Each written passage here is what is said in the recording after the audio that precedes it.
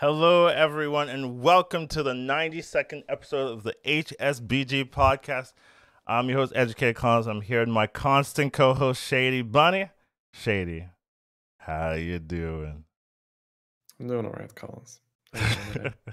Fair enough. We do have an interesting episode for you to hear, just talking about the ongoings of BGs. I know there hasn't been like a patch for a little while, but it's been kind of like a new shakeup since the undead meta and then the post undead meta. So we're kind of going to talk about some of the things about undead, some of the things about the meta, things to look out for, what's strong, what's kind of weak, and maybe what's surprising, I guess. But we always start with the weekly overview. How was your week, Shady? Not bad. No stellar climbing, but didn't really lose. Like, I lost some stuff, but I got it back. So overall, I feel like I'm still playing a little bit too much like it's quests, because I think that version of the game was just more beautiful. More beautiful. Yeah. Where you kind of glide from one phase of the game into another, and it makes sense to be strong, and it makes sense to buy good minions and all that. And I feel like more in this meta, you got to go for this like anvil approach, which is, well, I'm gonna triple, it's gonna be a 6, I'm gonna use that to scale, and I'm gonna try to force it to like, because if I go with the beautiful lines, if I go with the, oh, this works because it's this kind of game, it's like, but it didn't really matter because people were bigger because they scaled and stuff. So yeah, it feels a bit more like you have to push for that high roll strategy. So, and I don't think that's a beautiful way of playing the game, if that makes sense. But I can do it, and I need to do it a bit more, and I'm doing it more. Well, I mean, the strategy, your non-beautiful strategy is my standard strategy. So when you're like, oh, this strategy is ugly, I'm like, okay, Shady. I mean, all right. Well, I think it's because I saw what the game can be like with quests. If that makes sense. I kind of understand where you're coming from in terms of like the regular non-quest meta is more like one-dimensional. Maybe not one-dimensional, but it's less dimensions than the quest meta. You just have a fewer options, I guess, right? Fewer options. Yeah. It's more like triple is your main mechanic. Yeah, and for better players or good players, more options is always a plus, because then it means, okay, I can do, instead of like, okay, this one strategy, if it fails, I'm doomed. It's like, okay, this one strategy, oh, it doesn't work. Well, I have another option. Okay, that doesn't work. Well, I have another option, So like, I'll find something to work with. Whereas like if it's like I need a 6, oh, the 6 whiffs, I'm dead. Well, like it just feels like you're not really fully utilizing your skill set or so in terms of like always finding the right path. So I definitely think that is a good way to put it. Yeah, I think that's but yeah, I don't want to, there's no utility, I'd say, in just being like, oh, the game should be like this and it's not like this right now. I think a lot of it is just identifying, okay, how is the game right now and what works and what doesn't. It was more just like self-analysis, where I'm just like, I feel like I've just got too many mediocre boards for, like I need to shoot for the moon more. Where you, like I had that for my last game of the day. You would have been proud. I was just, like light spawn, fell bat, where... Yeah, let's go. I already like it. I could have done a lot of stuff, but I rolled hard for like 2 bats, and I rolled hard for golden light spawn and stuff. It was like, all right, we're doing this. And like the fell bat was up to like, I don't know, close to 400 or so. So that's right. I got a golden fell bat, and then I made like another fell bat because I was like, yeah, right. Because when you get the golden, your fell bat, like you can theoretically play a board full of demons. Right. But then you have to buy a bunch of demons, yeah, right? Yeah, so, or you run a second fell bat, and then you can keep 3. Yeah. Exactly. And it was such a fun board, because it was like reborn coilers, demons, and light spawn. You did it. So I just used the coilers for milking, right? So it was so much milk because the coilers were just spawning shit for the light spawns. So yeah, it was a fun game. But yeah, that was a game where you got to do that more, right? You gotta go over the top a little bit Yeah. when you're pushing. Like you can't just make good plays. It'd be like, okay, does this crush the lobby? Like Yes. that's how you play, right? Embrace Exactly, the right? power. Exactly. Crush them. That's the Collins. That's the Collins play style. You gotta crush. Because if you're just like you got a reasonable board and then you get hit out of nowhere, you can always get like bad games after that. So I think the people that really do well in these kind of metas, they consistently take at least a little bit of risk on every game to open up the first. Because yeah, it's like the mediocre, just second place, third place, fourth place kind of grind doesn't really get there most of the time. Yeah, that's kind of always the case. For me, I do agree. Like, quests were nice in that freedom, but sometimes it's nice to turn your brain off, get your six, and then crush them afterwards. So I'm kind of okay with it. For me in particular, as you guys know, I've been doing some Snap stuff, so it's not mostly BGs. Sometimes I'll dib and dabble, and I keep in the scene. I'm aware of patch notes. Shay doesn't have to tell me if there's a patch. But yeah, it's definitely less of a focus on BGs this far, and we'll see how that translates. But for now, it's been going well for me, so been keeping it up for a little bit. Now, first thing I did want to talk about, I think this was a pretty important topic, was there was a Mercenaries Mythic update. So Mercenaries, we don't really talk about. Are we in the Hearthstone category right now, or still in the We Snap might not category? be. So Just exclamation mark game, yeah, for sure. We'll find. Okay. Fine, Shady. Why you gotta do all this work for me? All right, fair enough. Just don't want to debate your loyal Snap viewers here, Collins. Fair enough. Anyways, Mercenaries get a myth update. We don't really talk about Mercenaries too much because I would say like it was like most Mercenaries. I would say was most relevant like almost immediately after it came out, but it really hasn't like shined through as like a prominent game mode, even though it's like on the front page of Hearthstone. So, they did announce very recently that they're gonna add one last update. Really, so basically they're sunsetting the game mode. It's not really going to receive continuous updates. And I just kind of want to talk about it a little bit. Like, what's your thoughts on it? What's your thoughts on the game mode? I know you didn't really play it. I played it a little bit, so I'll probably have more to speak on it. But, I think... Yeah, I'd say this is entirely you. I'd never touch Mercenaries. yeah, but any reason for that? Any reason, like any you weren't interested. Yeah, the reason is like a lot of stuff where this is questions I get all the time. Like, oh, why not do this? Why not do that? It's like, well, because I like to focus on one thing. So for me, it's not like, man, if my criteria for do I play this is just like, oh, is it a good game? Yes or no? I'll be playing a shit ton of games. Right. But every game you play that's not your main game, especially you have a lot of other stuff you want to do outside of gaming, you just don't have the time. So that's really it. It's just about nothing to do about the game itself. No, not at all. Okay. Just I got an X amount of hours per day that I'm spending gaming. So that's my main game, and I just don't have time for other stuff. You have a very generous response to the question. Oh, the game was fine, perfect. I just didn't have the time, because I'm focused on... Oh, no, I said nothing about the quality of the game. I just said that I never tried it. The PR answer. Okay, I hear you. I can hear it. All right. Well, I could talk about the game itself. You were rank 1 in this game. I think it's silly that I spend any time on this topic, so please take it away. All right, well, I did play the game almost immediately after it came out, and I played on EU because I had like 40,000 gold to waste, and I didn't play it. That wasn't my main account, so I could just spend like 30,000 gold on getting like most all the cards. And I ended up getting to rank 1 in this game.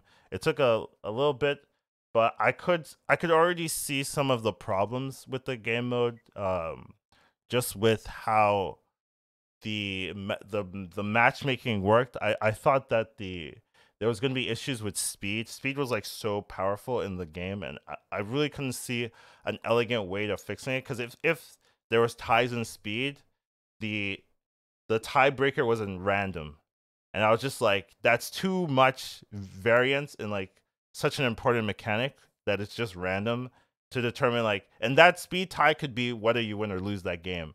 So having such a critical uh variance be so random is just like that's not gonna last in terms of like healthy PvP gameplay. You'd either have to have very elegant balance where you just don't have speed ties because there's like so I was thinking maybe you times 10 all the speed so that there's like rarely ties, right? So instead of there was only like a 1 to 10 range or 0 to 10 range or 0 to 9 range. Like if it Yeah. was from 0 to 100 or 99 range, right? Like it's there's going to be significantly harder to get a speed tie, and Well, things like that. if that were the case, wouldn't Mhm. there just be like an optimal strategy and that would have a certain amount of speed Yes, so but people would then you still could balance, right? Like that's what I'm saying. Like you have more levers to tune. Like oh yeah, okay, so this is too much speed. Let's lower the speed. Where from 0 to 9, there's just like so many cards or abilities that just have the right. same speed.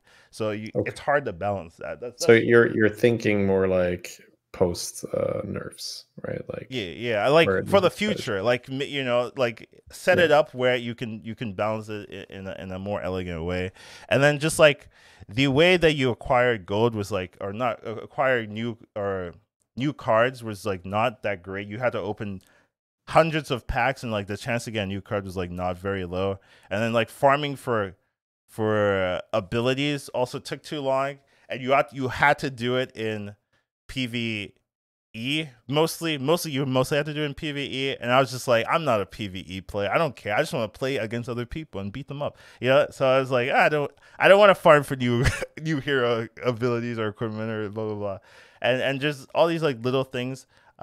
There were like I do think the PvE aspect wasn't too bad if you like that kind of thing, but for a PvP centric player like myself, I was just like, like I Yeah. can't see myself like being like fully grind lord. And then like later on, bots started appearing. Right, and that's funny because like the Snap people were like, "Oh, bots! We're very familiar with that, These are with my that." people. But Right? these Yeah. weren't bots added from by the developers. These were like human players just creating bots, and like you could run it, and these bots could run 24/7 nonstop, and just like design decks that could like have like maintain like a 50% win rate, and they would run constantly, so like all the highest rate people were just bots, like and there was they didn't do anything to deal with that situation. They just let the bots take over like all the leaderboards, and it's just like, well, what's the point of PvE at all? Like if it's the top 10 people are all just bots and they haven't touched them,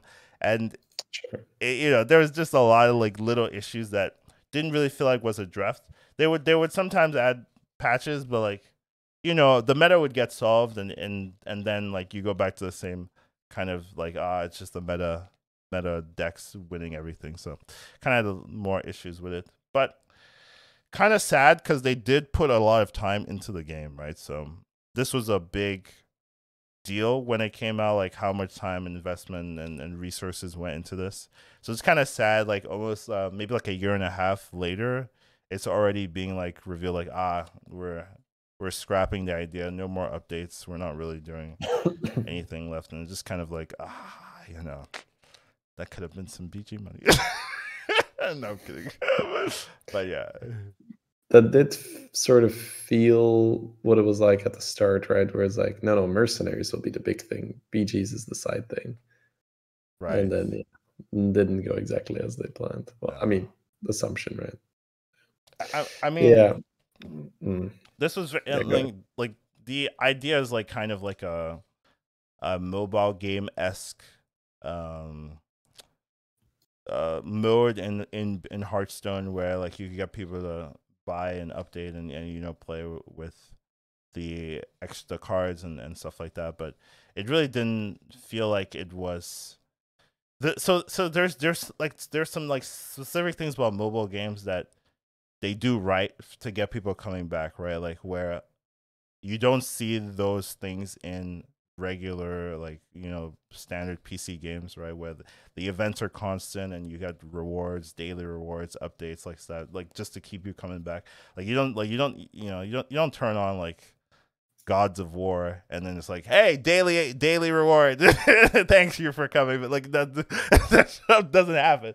So like I felt like they had the idea, but the like the little things of mobile games that are actually good wasn't really implemented well, I guess, into the system. So just a big learning lesson, I guess, but I don't know if they can like make something else, right? Like this was a very expensive project, and for it to fail or to be discontinued like this is definitely going to hurt them. So kind of sad. Yeah, guess it was just like, well, we tried this and it's not what people like, or at least the way we implemented it, it's not what people like. And then yeah, just focus the efforts more on constructed and battlegrounds, I guess. Well, an arena, right, course. Shady. Okay. I don't know how many weeks or months they had the overpowered Death Knight card in arena, but yeah, I saw Dread slowly losing it. They got to it. They got it. Yeah, it's nerfed. It's fine. See, they're working. Why are we bringing it? Why were we even bringing it up? It seems unnecessary. But yeah, overall, just a sad moment. For mercenaries and all the mercenary players and stuff like that. It's like, sucks. All right, moving on. Next thing I want to talk about was Beater Babbitt's tier list. So Beater Babbitt's recently hit #1 in NA. A good player, very solid, plays in Lobby Legends. Had made a tier list, and I just kind of wanted to. I don't know if you've seen it. But I have glanced over it in the past, and most of it looked solid. It all looked solid. Was there anything that jumped out to you? Because like anytime critiquing the rank 1 player, of course. Yeah. You should. But anytime something comes out, I always want to be like, huh, you agree with this? Or are they stupid? There's definitely stuff that I can disagree with. Right. Let's see. What would be? I think so. He has Vandar in B. And I think that's just a beater thing where he's sort of just like seen the matrix with this hero or so. Like he's figured out what to do with it. Because I have run, like the few times that I queue onto an A, I do hit beater a lot. So I guess we play at the same time, which he probably plays all the time. So it's not hard to hit him. So yeah, I have met him on Vandar. So I was like, oh, okay, I know he likes this. Yeah, so I guess I'd need to see exactly how he does it, but I'm assuming it's like maybe Ghoul is exceptionally good just because you give health to your guys, and it's just easy to set up for a Ghoul like that. Malagos tier A, it's ordered, and third in tier A. It's ordered? Oh, okay. Yeah, so he has S through C ordered, and then D and never pick or just a pile. Wow, dude, that's so much effort. Okay. Yeah. Well, if you're, I think if you're really, really into the game at that time, I don't think it's that hard. But yeah, okay. Also we see patches in S, and I think that is the embodiment of what I was talking about earlier. Too good, right? Yeah. You gotta force, right? You gotta force that first. You gotta go and get the hog and get the Greta pop off. And I think, if you have patches, third in S, there is S and S plus, to be fair. Usually S is the highest. So in S plus we have Varden #1. Yeah, it makes sense. I don't really skip Varden. I'm not sure if I'd have it #1, but with Chronormu? Yeah, okay, so let's say Dragon's out. Right, then you're not playing. Then then it's not the same. You wouldn't play this. No, you still. This wouldn't be S plus without Dragon. Of course, I still play a shit ton of. Well, it wouldn't. I'm just saying it wouldn't be S plus. Best hero in the game is the Chronormu. No. But that's the thing, right? You think it's still? I would disagree. I don't buy it. You have a lot of high ranked players that love, and myself included, that love Varden. Yeah, I love Varden too. But I'm saying like. The reason why it's the best card, best hero, no contest, because like the Chronormu interaction is just so stupid. That's why. Like I'm not saying like it's a bad hero. I would still probably put it high, but like the reason why it's like this is not. So let's define high. Is it S plus, S, A, top of B? Probably put it in S. You put it in S, and I think that's fair enough. Yeah. Fair enough. So yeah, let's assume that Beater has similar reasoning with Chronormu. But I think Varden's it's so easy to force a first on that hero. Yeah. If you know what you're doing. Yeah, right? I agree.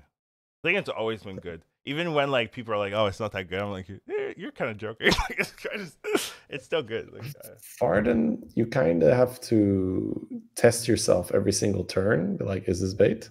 Is this bait? Is this yeah, bait? that's true. It is Yeah. a thinking hero. So absolutely. It's you really need to understand, okay, how strong am I supposed to be here? How much money is this gonna cost? Am I just better off if I let this go and I level roll? Because you can do stuff on Varden where you like level roll, let the pair pop in the shop, and then it's a triple the turn after. Like that's a play on Varden you do quite often where you don't necessarily use your golds super efficiently, but it guarantees or sets you up for a likely triple the turn after. Either way, just throwing it out there. Flurk, I think, is another one that I definitely don't play enough to have it as S plus. So I'd need to see a VOD or two to see what he's doing. Maybe he's really, really exploiting maybe the 1/3, right? That gains +1/1 every time for a battle cry. Similar like to Honcho, like maybe he's doing that instead of farming Honchos, he's farming the 1/3. So I could see that, yeah, I'd have to take a look at it. It's a 2-drop a lot as of well. yeah, exactly. So it's basically you might be able to play it similar and just replace Honcho with the 1/3. Yeah, the rest I can see. I see Galewing in front of Cookie, and once again, it might be because he's got a specific curve that he likes. I think it's probably still 3-2-3, and with that, I still like Cookie a tiny bit more. But I guess I agree with Cookie being higher rated. I agree with that. I think that makes yeah. sense. Once again, Beater's rank 1 right now, so doesn't really matter too much. But our preferences I are disagree. here. Like just because he's rank 1 doesn't mean his opinions Right. are set in stone. I think I still disagree with things. I I've been think rank 1, and you still question me, so I don't buy this at all. Well, you're not rank 1 at the moment. No, but even if I was, you'd still be giving me shit. don't even. That's true. That's because you're my friend, Collins. I think Toki might be a bit too low. Toki feels real solid right now. Putricide is once again about how he feels it, how he likes it. I have been avoiding it because I feel like the top 8 potential is too high. But the top 1 potential is also so free. Like I don't know. I could see it. Yeah. It's very possible with what I said earlier, where you need to pick stuff that can first. I just don't really see that many undead boards doing well right now. But even the undead boards are Putricide boards, so like maybe you're onto something, right? Like Putricide, maybe not too bad. Let's see. I see the Vol'jin in C, and I mean, for me, Vol'jin is a hero that has so many options that as a good player, it's such a nice. I think this one depends on types, I suppose, but I can't really resist Naga in Vol'jin because that just feels so strong, especially if you have Beast for Cleave, Mech for Shield, maybe Quillbore for Gem Transfer. So to see Vol'jin and Drekthar, Secret Guy, Cariel in the same tier for me is a bit like, that's fair. So yeah, I think maybe he's not like doing as much Vol'jin stuff as you, because I was kind of like, Vol'jin's kind of whatever, but then you're like, Naga's in there. I was like, all right, you're right.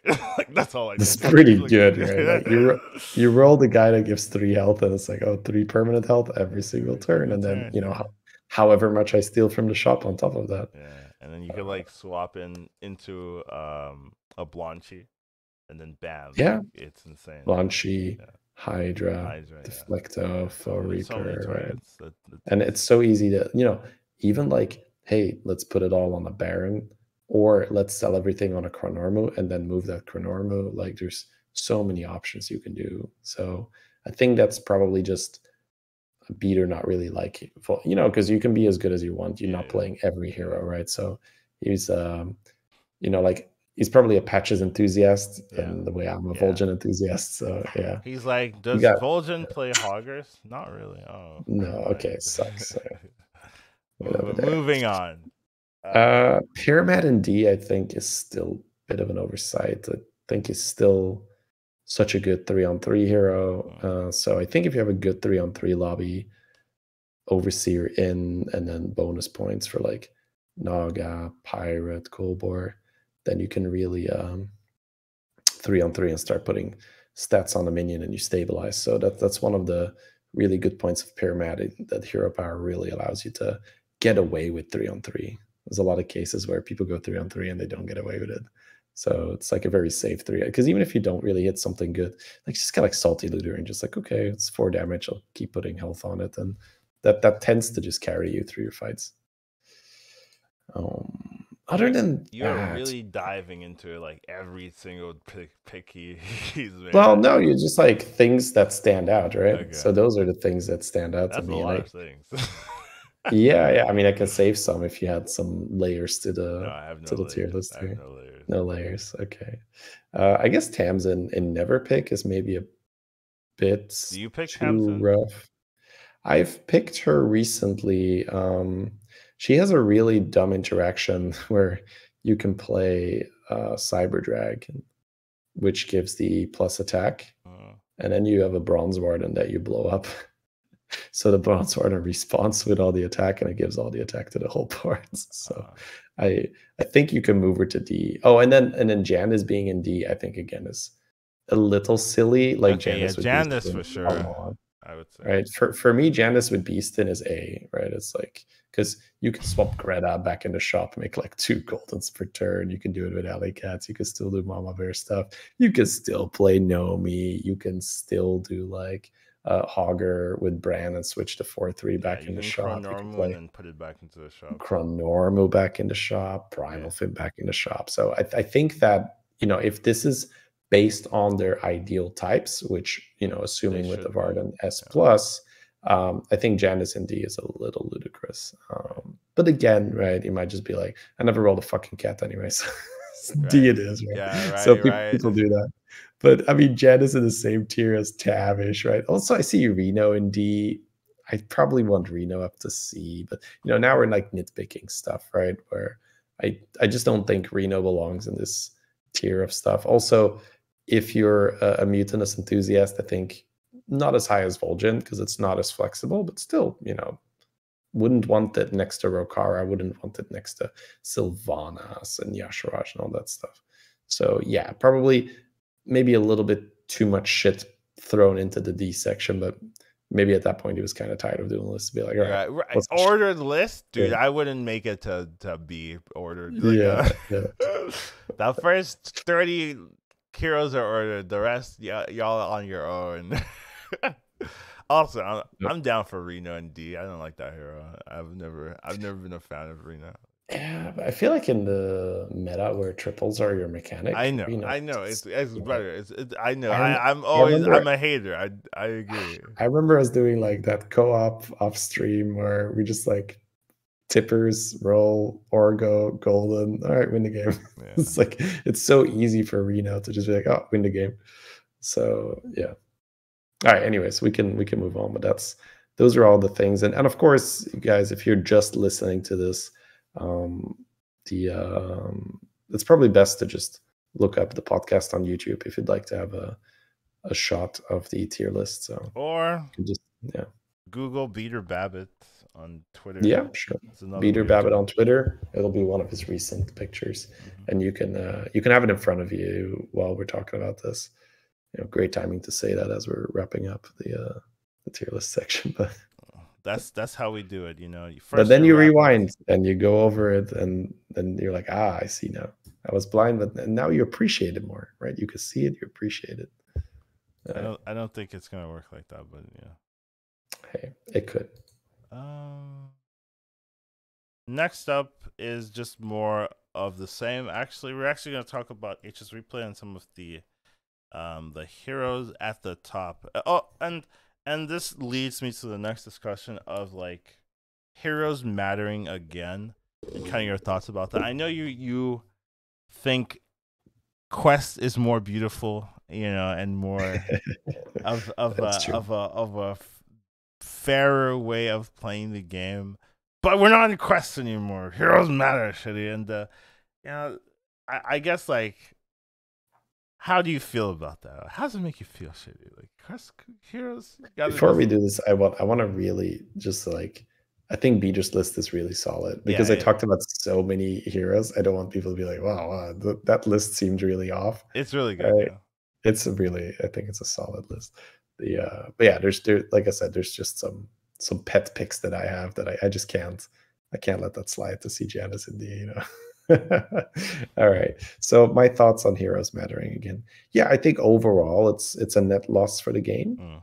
So I don't want to make it too much of a like, oh, the game is a lot worse now, this and this and that, because we do know that the game goes through cycles, and this is just a normal thing when they introduce a new type and then a mechanic. And hopefully, a lot of this is them looking, learning, and then maybe in the future being like, okay, well, instead of a new type, let's focus more on the mechanic, because it does feel like that is the thing that really, like, a new type shakes up the game, but it's like, okay, it's broken, we force it, they nerf it, it's kind of normal now, we're used to the cards.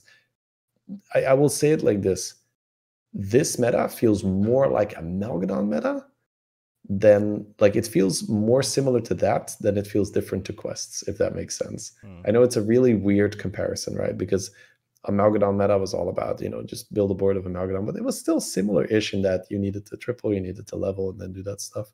And I think anytime you don't have like that bonus mechanic, you're going to, or some type isn't blatantly broken, right? Like when Undead were super broken, it's like, okay, you need Anubrak and this and that.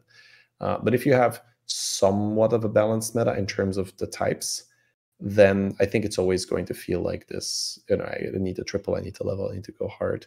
And whenever you have a new mechanic, be it buddies, be it quests, it's just not as one-dimensional as you mentioned earlier. So, but I do want to point out that is my assumption, that they're looking at this and seeing like, okay, how can we make it better in the future? That being said, yes, I think right now it's a net negative, where you can easily roll a pack of heroes and say none of these do anything, and that is a bad feeling. And what I mean with that is none of these heroes gives me any extra chance of finding triples. There's no hero power that gives me economy. There's nothing that allows me to buy units cheaper. It's no like a cookie to get extra cards. It's not a Galewing to get extra card. It's no Varden. I'm not getting Barra for extra money. I'm not getting Janice for a swap. No, I'm being offered Tavish, Illidan, Patchwork, and Onyxia. Good luck. And it's like, okay, all of these hero powers are purely just things for combat, kind of. And then, you just have, essentially, if you and Scaps both get a 6-drop, Scaps will get it a turn earlier than you. That's pretty much how it is. And I'll have more minions on the board as well.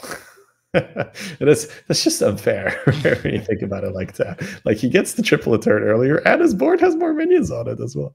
So it's ludicrous. But yeah, that's how it works. So yeah, without really, explaining too much more about it, it's just worse in that your hero selection matters more, especially now with the free-to-play situation. It is going to last quest meta, I could confidently say that it really didn't matter that much. We had like right now we still see Babo doing really well with 2 heroes, but of course it's like, well, just be a top 10 yeah, just be like a X rank 1 player, and then you can probably do pretty well with 2 heroes. But that's not really a fair criteria. Yeah. So yeah, essentially it matters a lot right now.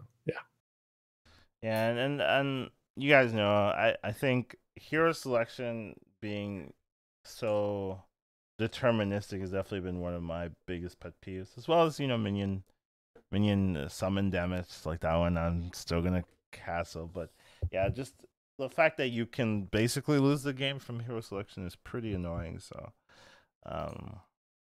the quest meta did fix that, right, which was definitely maybe the shining like positive for me in that. But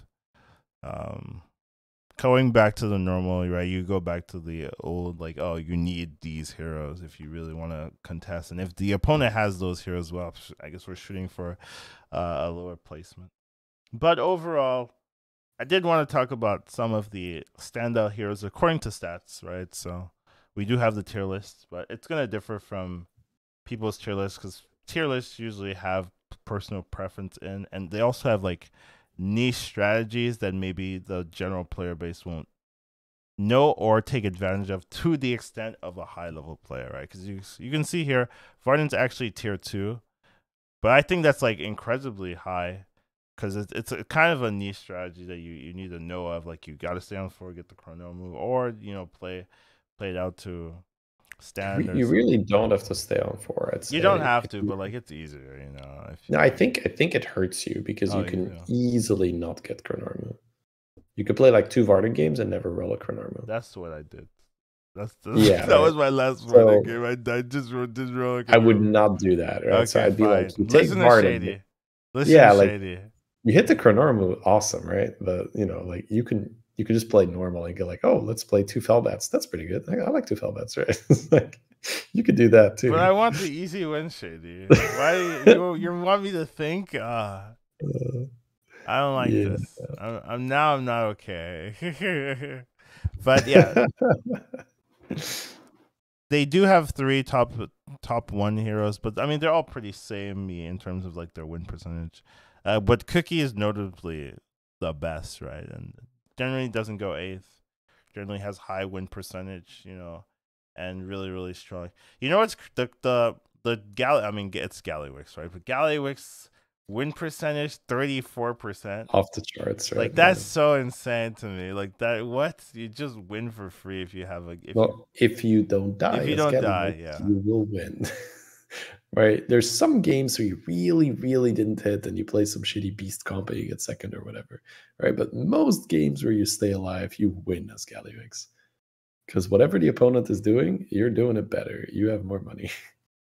And there is like I would say there's more economy in the game as well with like some of the Scouts was a wonderful addition for Galley. Yeah, so I think it's like easier to get to get the ball rolling when now you're like, oh well, I just start the game with like 25 gold, like good luck, like everyone else, like and that just lasts till the end of the game. Like I just have 25 gold every turn till the end of the game. Like it's like okay, like a little bit crazy.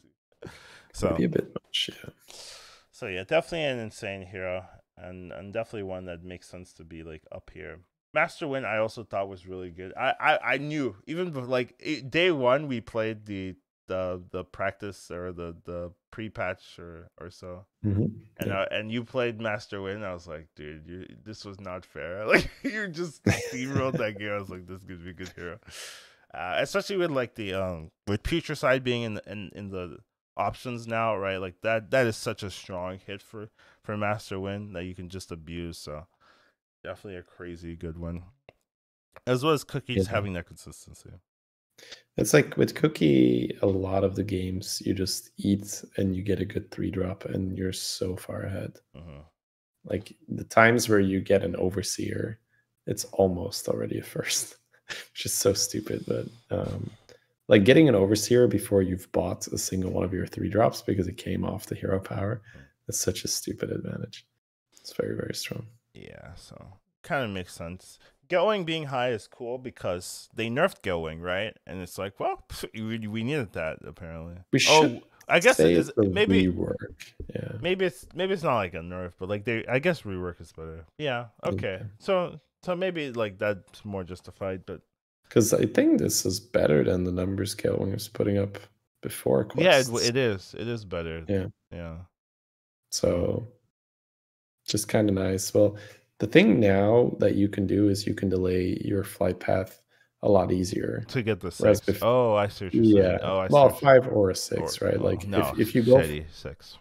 This is Collins you're talking to. We're getting our 6. Yeah. Well, if it depends a little bit if you go 2-3-2-3 or like 3-2-3, right? So yeah, if you go 3-2-3, then the one after that is a 6, and it's quite easy.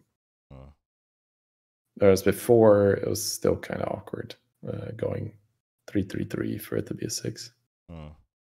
Very true, very true. That's a good point you bring up there. So that actually makes sense. Now you're tossing that in, like, oh, that actually explains why it might actually be better, because now you can, like, if you want to, you can go for like a much higher card than a 4 drop, which was the standard before. So Yeah, well, the two golds Mhm. helps you level on the turn where you normally wouldn't do anything. Right, So you can level and still buy a thing. yeah, pretty So sick. that, yeah, I'd say that's it was a successful rework, not forcing forcing people to not go Ironforge, Ironforge, Ironforge, Ironforge. So yeah, good stuff. Good stuff on the going. Lich Bazal still putting up good numbers. I know you love that, Shady. I know you're a big fan of this hero. Yeah, dude. I play her myself way too often, and I'm just not really getting those bad results with her. So I'm just like, oh god, she's like actually pretty consistent as well, which Ysera is is also super high. That's which actually interesting. is chronormo, I guess. People I just played Ysera, and it was actually pretty good. So yeah. I mean, when quests are gone, suddenly forcing permadirect Zaragoza is probably pretty good. probably solid, yeah. What else? What else Yep. jumps out to me? The I'd say Brucon, maybe. yeah. I mean, I think Brucon. So Brucon has a very. I'll let you sit on this for a second. There's Okay. something very specific that you can do with Brucon. The It's on Tavern 4 Tier 2. Tyrant Tier 2. Yeah. Oh, the Corpse Refiner has to do it. Yes. Yes. Very good. It's very good. I actually have a YouTube video of that where my board, it was so good, cause my board was double Risen Rider, double Corpse Refiner, and Okay. just hero power to Yeah, spawn that makes a tokens. ton of sense. All right, I take it back. Never mind. Brucon Milk. makes a ton of sense here. Yeah. All right. You seriously sell them for like 8 or 9 gold. It's like money. Nothing So else very surprises me. Oh, Vandar. Oh, this must be all of Bob Beater. This is beater, Yeah, yeah. Beater just 16% pick yeah, rates. That correlates with beater. yeah. uh, everything else Yeah, makes sense. when we look at it, right, Vandar being one spot, or I guess 2 spots below Scabs, sounds ludicrous, right? You say that out of context, you're like, what? Huh? Right? But we do see the 16% pick rate that does really feel like it's a specialist pick. Yeah, yeah. Right? You You have don't to know take what this you're doing. unless you're confident. Yeah. So whereas Scabs, most people when they see Scabs, they'll take it. So it's like you might not be that good at Scabs. Um, like the person picking Vanner is probably a lot better at Vanner than you are at Scabs, Yeah, the I'd average say that. player. So yeah, that makes sense because I do think Scabs is still quite a bit better, and I think Beater's tier list probably corrects that as well. Yeah, he's got the Scabs and the so because Scabs makes so much sense in this triple oriented meta. You Yeah, can it's great. you can stay on tier 1 a bit more. You can set up your own pairs. You can steal triples from other people. You can steal the higher tier minion from other people. It's super strong. What do you think about Sir Denatrius having a 71.8% pick rate? Like, what's your thoughts on that one? Like, People just want to play quests, man. I take the Quest Nathrius. propaganda coming in. Okay. No, I take the Nathrius more than I should, and it's because I want to play with a quest. That's I shit you not. Yeah, Especially now that the I'm a tryhard, right? I'm right, always going to be a tryhard, but I take the Denathrius even when I feel like I shouldn't. Because I mean, you can also create some really fun scenarios where I got the copy thing, right? The evil twin, mm, and I made like the huge Wind Fury Divine Shield Hydra. I was like, it's like I'm gonna show you what to do with this quest, chat, right? So stuff like that. It's a top 8 hero for sure. Like you can mm, take the lamps, never finish it, and die. right. That can happen, but it's a very fun hero when things come together. So I think a lot of people do have that fun factor in mind as well. When I think it's just this thing, it's kind of like a Finley where you don't know what you're gonna get. So it's like, oh, it could be really good. Let me just take it. Right. So I think that's what's going on when people pick the Nathrius. Yeah, looking at the bottom of the tier list, right? I think that's also another interesting thing. Anything jump out to me? Galakron being so low is actually quite interesting. Same thing with Elise. Patches as well, right? Like Peter had patches very high, but I think you have to be good with patches to really take full Yeah, advantage of it. So that one doesn't surprise me too much. I think APM Pirate right now is actually quite tough in terms of optimization because so much has opened up with Ball of Minions, Mm. where I think, and this is something that I've been doing myself. Mm-hmm. I think you actually just scale faster without the salty looters, and you just have Golden Bran, Greta, Ball of Minions, and just every turn is juice up a Ball of Minions and then make it golden with a Greta.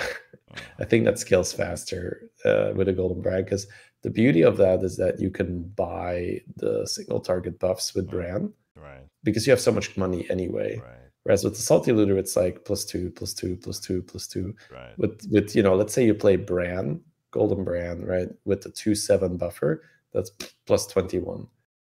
So effectively, we ×2 that. Well, yeah. So it's not +21. It's +42. Yeah. You So for gotta the buy same 21 pirates. Yeah. Which will Now take your whole turn.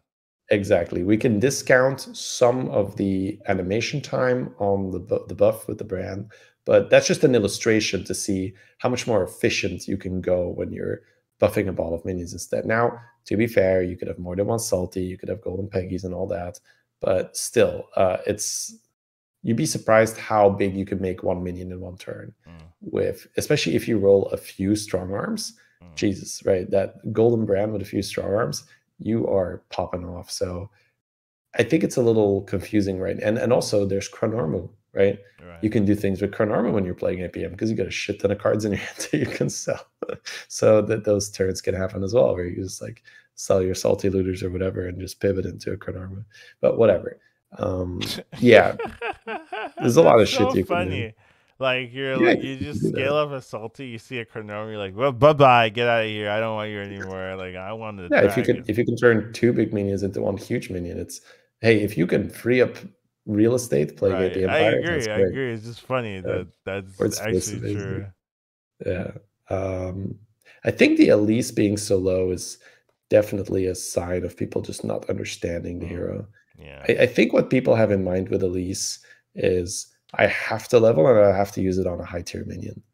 And I think that the best way to play Elise is to just say, so sometimes I will use 2 of my hero powers on tier 1.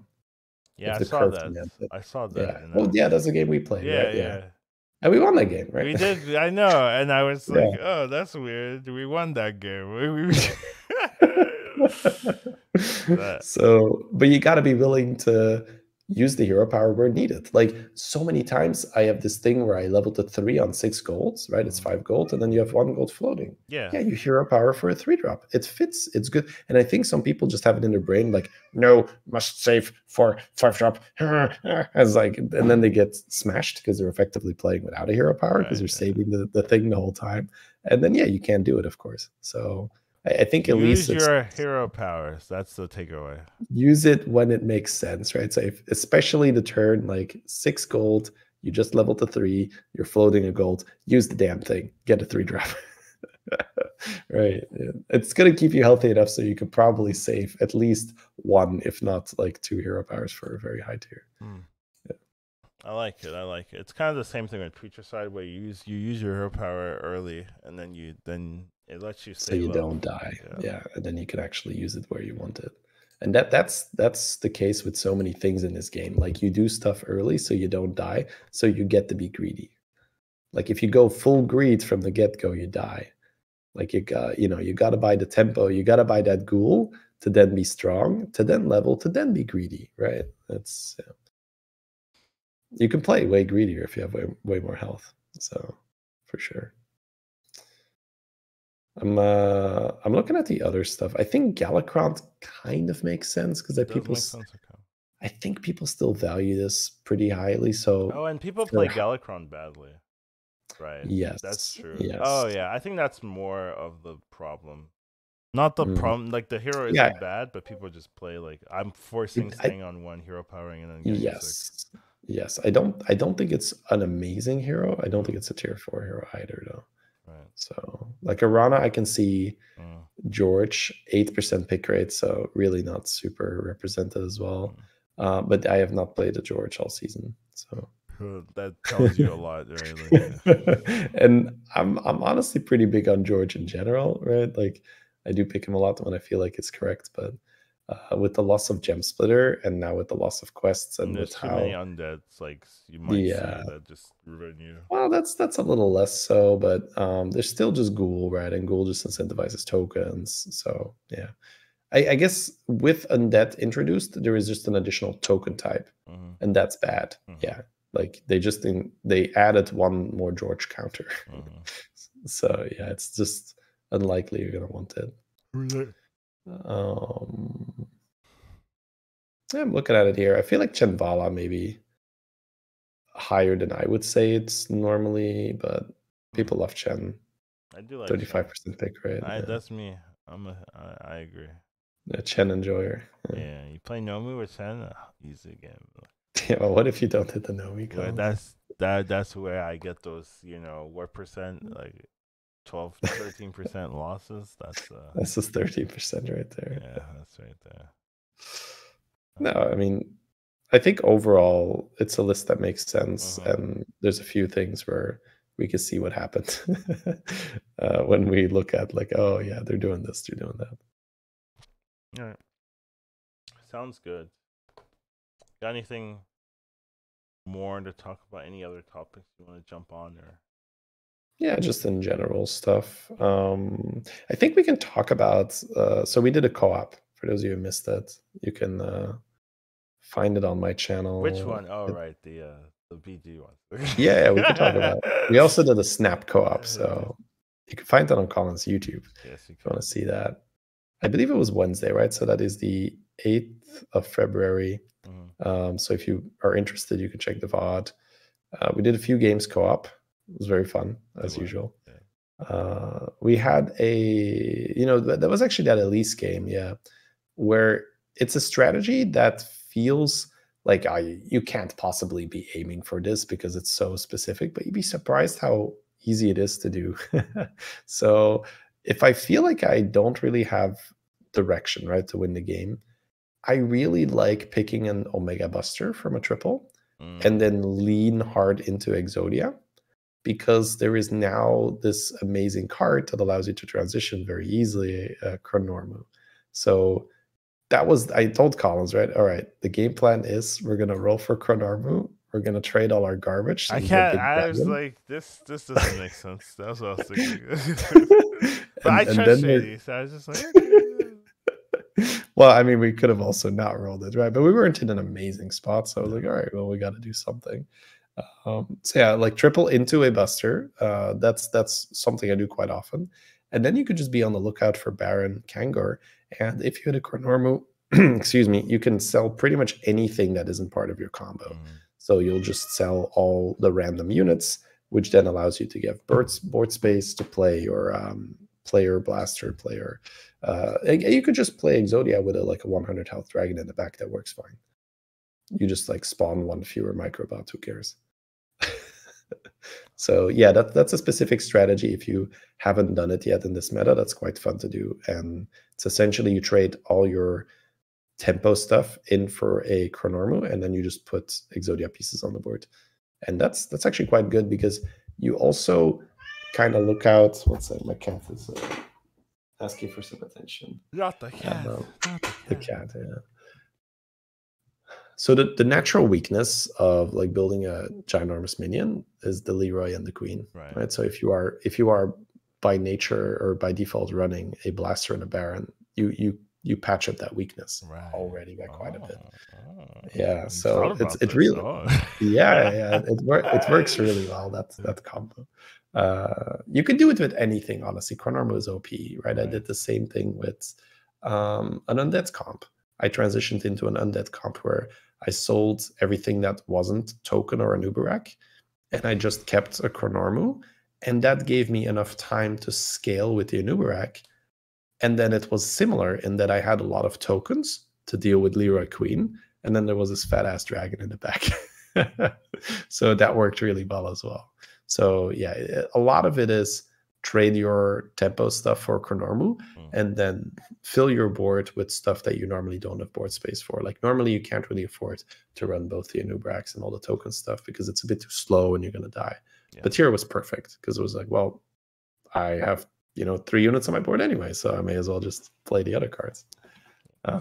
Yeah, I'd say that's it. Where I can't imagine Chronormu staying the same for like a whole season. Would you like that though? Like, even though you might say it's overpowered, do you like that play pattern? Do you like that option? I think it's already getting a little bit old, where you can just tell that some people did well because they were able to do this, and some people didn't see the Chronormu. Okay. So I think you just increase that, like, oh, they rolled a Ghoul, oh, they rolled a Chronormu. Okay. I think we want as few of those minions as possible, where you say, oh, they did well because they rolled X. Like, sure, sometimes you're like, oh, they rolled a Wrangler and they had a lot of spellcraft. Okay, fair, right? Or they have a brand and they got a lot of battlecry. Okay, fair. But we don't want to say like, oh, they did well because they rolled Ghoul. And no, just Ghoul. Nothing else required. It's like, oh, they rolled a Chronormu, and nothing else required. It's like it becomes a very much like, oh, this person hit, this person missed, and that just So I would like to see it either removed or changed. Like we talked about it already, right? Where 2 Chronormus in the same shop cannot possibly. So you could just make it like a higher tier, like maybe 5 or 6. I guess it'd have to be 5 because 6 would still I think 6 might be a bit much. Yeah. I think you can try experimenting with that. Right. I'm not sure if that solves it, because that might just make it more exclusive. So there's like one person that hits it and does some nasty shit. I don't know. I'm gonna be honest. I don't have the answer here. Okay. I can only tell you that it's busted. Okay. So fair enough. That's all you need to say. It's not your job to fix everything, but identifying problems is definitely a good start. I can play with it and say like, oh, this card is broken. Like this morning, right? So the perfect example. I was playing in a lobby where I identified like, oh my god, this is a killer lobby. So I was playing against Scabs, Bran, Baroff, Gallywix, Millhouse. That's 5 killer heroes. Yeah. And the Scabs is Tume, right? Who's like either is like X rank 1 Europe. He's currently rank 2, right? Yeah, so you look at that lobby, you're like, and he's playing the Scabs, right? So he's gonna have a good chance of popping off. So that was a perfect lobby to just say, okay, let me take a second place here, because I was playing Mutinous, right? So I have lower chance of finding my triples. It's not an awful hero, but it just doesn't give you. It gives you a bit of economy, right? Like on turn 3, instead of having to sell double buy, you can eat double buy, which is quite good. Gives you the additional stats. So you win your rounds, but you still have as many units as people that have to sell. And then later on, you can do stuff where you eat spellcraft. But I traded so I had like 2 Chroma Wings, and then I had 2 Emissaries that I used above the Chroma Wings, and then I leveled, obviously, so the Chroma Wings got high attack. And pretty much all I did that game was sell all those dragons and all the other random garbage I had to buff a Chronormu, play it, eat it, and it went to my and I just had 2 Deflectabots on the board, by the way. So it's 100% chance they had Deflectabot. And suddenly I had a 60 damage Deflectabot in the early mid game. Like, you look at that and you're like, that's and I got second place super safe, because I just let them murder each other. And then the funny thing was, I was like, the first time I lost to the Galley, like, he had the board you would expect, right? Like huge ass Magma Locks, Golden Brand popping off. I lost by 12 health on the first round. So like, with a little bit better trade, I could have maybe even won that game, which is ridiculous. But yeah, that's how powerful a Deflectabot is. And you have stuff like Chronormu, Mutinous. Like, I don't think you should, quite frequently. Okay. I don't think you should be able to move all your stats onto one unit, because there's just so much room for abuse, where you've got Janus, you've got Vol'jin, you've got Mutinous, right? You've got plenty of heroes that can do additional bullshit stuff with that. We talked about it already. So yeah, I think tier 5 is probably a good start. We can see how it feels after that, but the mechanic itself, it's a cool idea, don't get me wrong. I have a lot of fun when I do it, but I think it's probably just too strong. Very fair. I can kind of agree with that. I think that the play pattern is a bit too toxic, and since it's tier 4, a lot of people can see it, and if you see it, you can do some stupid stuff with it. So very, very fair. All right, well, I think that's it for us. Sounds good. Yeah, we got that. It's a little bit of a drought, I guess, right? Yeah. There's nothing like big patch notes or anything that's been going on. I think the last patch was on January something, right? So a little bit of a window of silence, but should get back into it. I know a lot of people are grinding for, well, a lot. I know there are a few individuals that are grinding for Lobby Legends. 5 people left or so. Yeah, 5 people left. Yeah, so yeah, that's gonna be interesting for them. Yeah. Other than that, thank you guys for joining us here. You can send us feedback at hsbgpodcast@gmail.com. You can find us at educate_collins, Shady Buddy Live. Find us Twitch, Twitter, and YouTube. We've been doing that recently. So yeah, I've been doing that. Yep. Yeah, so it's good stuff over there. But thank you all for joining us.